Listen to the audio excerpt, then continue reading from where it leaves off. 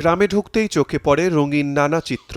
প্রতিটি বাড়ি, উঠোন, বারান্দা সবখানে রয়েছে আলপনার ছোঁয়া। দূর থেকে দেখলে মনে হয় যেন শিল্পীর তুলির আঁচড়ে জীবন্ত হয়ে উঠেছে বিশাল বড় এক ক্যানভাস। সাধারণত গ্রামীণ জনপদে বাড়িঘর সুন্দর রাখতে উঠোন বা ঘরের দেওয়াল মাটি দিয়ে লেপা হয়, তবে আলপনা গ্রামের মানুষ বেছে নিয়েছেন ভিন্ন পথ। ঘরের দেওয়াল, উঠোন, বারান্দা সবখানেই ফুটিয়ে তুলেছেন হরেক রকম আলপনা। ফুল, লতাপাতা, পাখি, নদী সবই আছে সেখানে। রঙের ছটায় পুরো গ্রাম যেন হয়ে উঠেছে রূপকথার কোনো দেশের মতো। সাজানো গোছানো এ গ্রামটি চাঁপাইনবাবগঞ্জের নাচুল উপজেলার নেজামপুর ইউনিয়নের টিকুইল।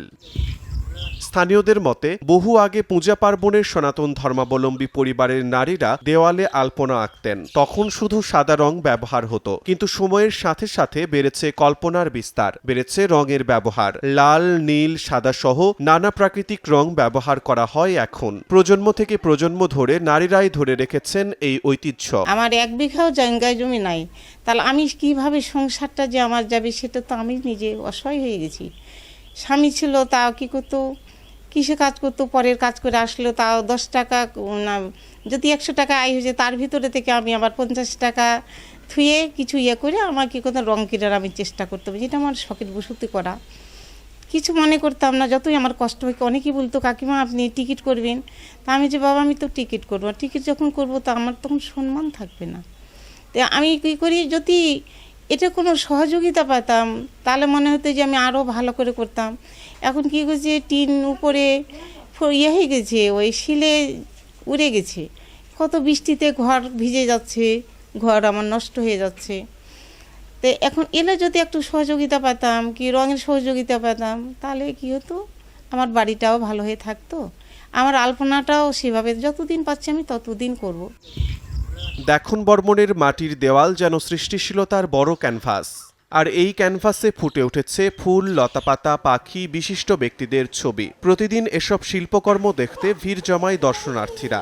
এই জায়গাতে আমরা আসি, এই যে দেখি, আর বিভিন্ন সামাজিক যোগাযোগ মাধ্যমেও এটা ভাইরাল হয়েছে।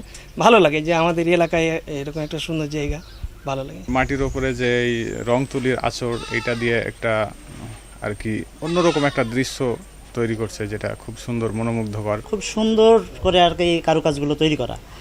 এই কারুকাজগুলো দেখে আসলে মন জুড়িয়ে যায়। কিন্তু দুর্ভাগ্যবশত বাসায় এসে শুনলাম যে বাসার যিনি মালিক, কর্তা যিনি, তিনি 1 মাসও হয়নি মারা গেছেন। প্রশাসনের একটু দৃষ্টি আকর্ষণ করছি যেন অন্ততপক্ষে এই কারুকাজগুলো যেন মিটিয়ে না যায়, দীর্ঘ সময় যেন থাকে এবং ভবিষ্যতে যেন মানে লোক যারা আসবে তারা দেখতে পায়। এটাকে যেন অনেক দিন, দীর্ঘদিন টিকে রাখার জন্য আমরা এলাকার ইউনিয়ন প্রতিনিধি, ওয়ার্ডের মেম্বার এবং উপজেলা প্রশাসনের দৃষ্টি আকর্ষণ করব যে তারা দেখতে আসলে তাদের সার্বিক সহযোগিতা যেন করে, আমি এ প্রত্যাশা করছি।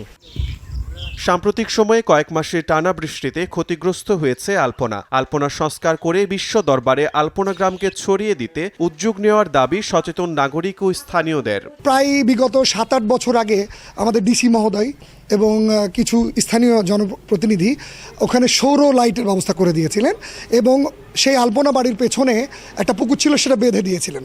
তারপরে কিন্তু উল্লেখযোগ্য কোনো উদ্যোগ গ্রহণ করা হয়নি। তাই আমরা নাচলবাসী হিসেবে এটা চাইব যে দ্রুত কোনো উদ্যোগ গ্রহণ করে যেন সেই জায়গাতে পর্যটন বান্ধব হয়ে ওঠে এবং সেই জায়গাটাকে আমরা বিশ্ব দরবারে তুলে ধরতে পারি। মাটির বাড়ি, যে আলপনা বাড়িটাকে আরও কিভাবে ডেভেলপ করা যায়, এটা স্থানীয় প্রশাসনের নজর দেওয়া দরকার।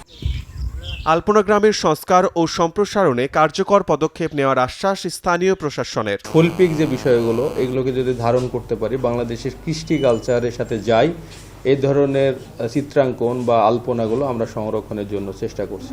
লোকাল যে জনপ্রতিনিধিগণ রয়েছেন, যারা সুধীজন রয়েছেন, পাশাপাশি আমরা যারা প্রশাসনের লোক রয়েছি, সবাই মিলে চাচ্ছি নাচলকে একটা আদর্শিক উপজেলা হিসেবে প্রতিষ্ঠিত করতে।